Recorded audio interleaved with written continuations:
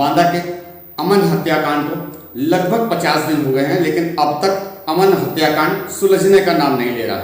घटना के बाद से ही लगातार अमन के परिवार पुलिस प्रशासन पर आरोप लगा रहे थे और आखिरकार पुलिस प्रशासन की कार्यशैली से आहत होकर अमन का परिवार एक हफ्ते से अमन की अस्थियां लेकर अनशन पर बैठ गया। मेरा बेटा 11 अक्टूबर को 11/10 को मम्मी को फल लेने गया हुआ था। उसकी मम्मी व्रत थी। उसके बाद लौटकर नहीं आया। काफ़ी फ़ोन करने के बाद उसका फ़ोन नहीं उठा और उसके बाद 12 तारीख को सुबह एक अजनबी व्यक्ति को फ़ोन मिलता है। वो चौकी में जमा हो जाता है।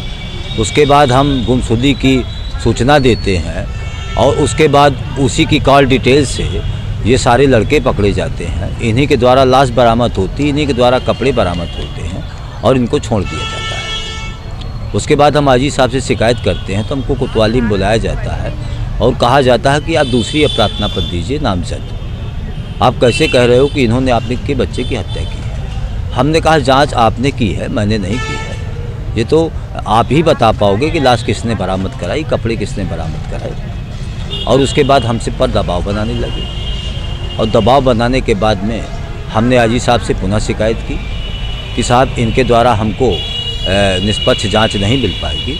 तो उन्होंने हमीरपुर ट्रांसफ़र कर दिया। हमीरपुर ट्रांसफ़र के बाद में मेडिकल लीगो टीम बुलाई गई, जिन्होंने नदी में उसका प्रैक्टिकल किया, जिसमें उन्होंने कहा कि ये जो पानी में डूबकर पुलिस बता रही है ऐसा कुछ नहीं है, इसकी मृत्यु पहले हो चुकी थी। जबकि पीएम में कुछ दिखाया नहीं गया। डॉक्टर ने पैसा लेकर लीपापोती कर दी, जबकि उसने स्वीकार किया है कि लाश जली हुई थी। उसके बावजूद भी उस पर कोई कार्रवाई नहीं की गई है और हमको बराबर धमकियां दी जा रही हैं, दबाव बनाया जा रहा है। शासन जो हमारे पदाधिकारी हैं, चूँकि मैं भारतीय जनता पार्टी का पदाधिकारी रहा, मेरी पत्नी सभासद रही, मैं सामाजिक कार्य करता हूँ और मैं सरकार से बराबर अनुरोध कर रहा हूँ कि सीबीआई जांच कराई जाए, जिससे निष्पक्ष मुझको न्याय मिल सके। और किसी भी प्रकार का आश्वासन अभी तक नहीं मिला है और मैं मजबूर होकर के अपनी बेटे की अस्थियां लेकर के यहाँ पर बैठा हुआ हूँ अनशन में। आप पर दबाव कौन लोग बना रहे थे? चूँकि मैं भारतीय जनता पार्टी का कार्यकर्ता था तो माननीय यहाँ के वो दबाव बना रहे थे। COCT के द्वारा भी दबाव बनाया जा रहा था, लेकिन मैं संकल्पित हूँ, अडिग हूँ।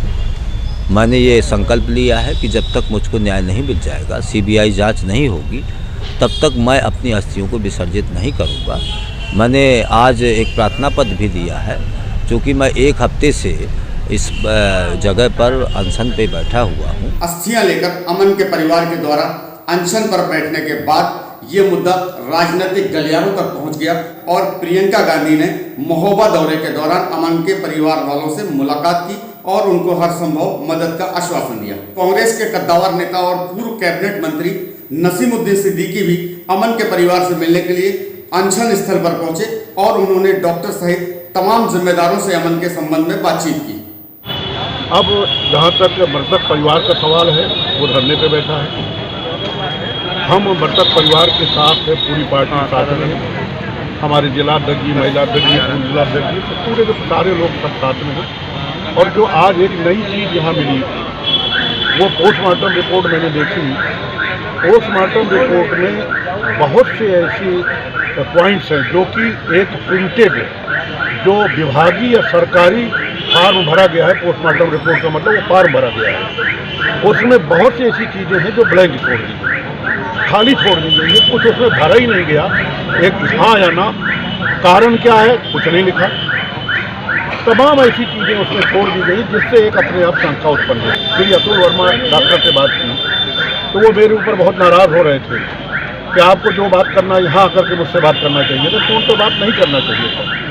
मैंने कहा भाई मुझे अधिकार है आपसे बात करने का, कहीं से भी।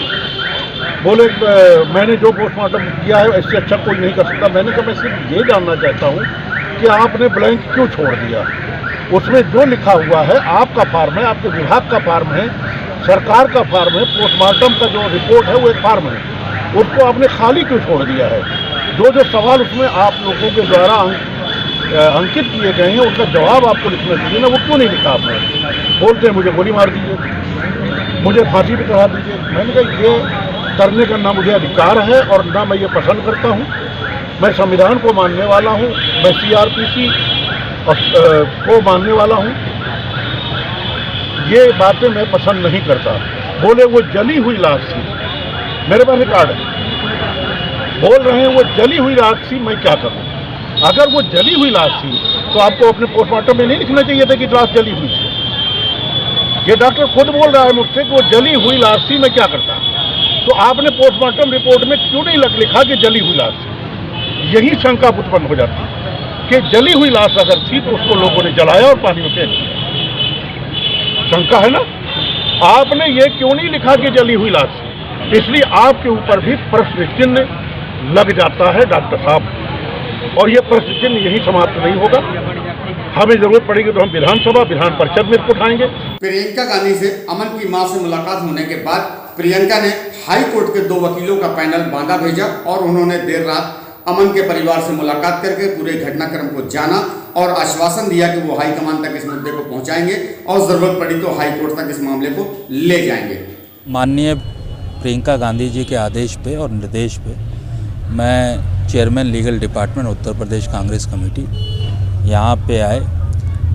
उनका आदेश था कि किसी भी तरीके का कानूनी मदद में कोई कमी ना रह जाए, फेयर और इम्पार्शियल इन्वेस्टिगेशन हो। जैसा कि रिकॉर्ड पे दिख रहा है और इनकी पीड़ा देख के लग रहा है कि मेडिकल में और इन्वेस्टिगेशन में खामियां रखी गई हैं जो मुलजिम को फ़ायदा पहुंचा सकता है। लिहाजा हम लोग फेयर और इम्पार्शियल इन्वेस्टिगेशन के लिए तैयारी करेंगे और माननीय उच्च न्यायालय में अपनी बात रखेंगे इनकी तरफ से। मैं खुद इसको परसू करने आया हूँ।